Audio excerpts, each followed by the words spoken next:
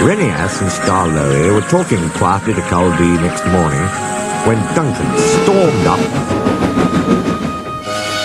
followed by Sir Handel. "Hello," chuckled Renias. "Here we go." "I nearly came off," fumed Duncan.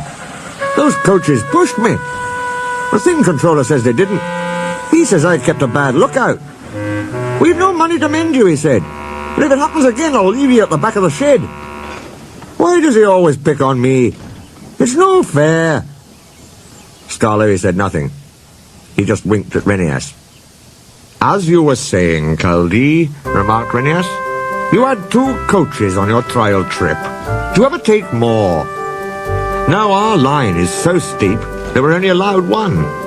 We each have our own. Mine's called Catherine. I know her well. That's most important." "Why?" asked Sir Handel. "They're only coaches."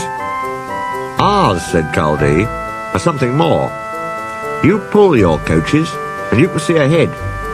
We push ours up, so we can't see. They watch the line for us. The guard watches too, of course. But Catherine's so clever that I know at once if anything is wrong." "That must take a load off your mind," said Starlowy. Culdee smiled. "But not off my buffers. Climbing's hard work and needs a lot of steam. My farmer and I have a tiring time. Coming down," he went on, "it's different. Catherine and I just roll. We need no steam for that." Sir Handel sighed enviously. I should like that," he said. "With your automatic brakes. It sounds like a rest cure." "That," replied Culdee, "was just the mistake poor Godred made." "Who?" asked the little engines. "Is Godred?" "Godred was our number 1, and named after a king," Culdee replied. "Perhaps that went to his smoke box and made him conceited. He'd never keep a good lookout. He'd roll down the line looking anywhere but at the track. 'You'll have an accident,' I told him. 'Pooh,' he said, 'I've got automatic brakes, haven't I, and driver's got his air brake. What more do you want?' 'More sense from you,' I said. 'No engine can stop at once if he isn't ready to obey his driver's controls.' 'The first thing a young engine learns,' agreed Starlowy. Godred never learnt sense. His driver and fireman and the manager all spoke to him. They even took him to pieces to see if anything was wrong. But he still went on in the same old way. One day, I was going up and waited at a station for Godred coming down to pass me. As I waited, so it happened. One moment he was on the track. The next, his driver and fireman jumped clear as he rolled over. No one was hurt.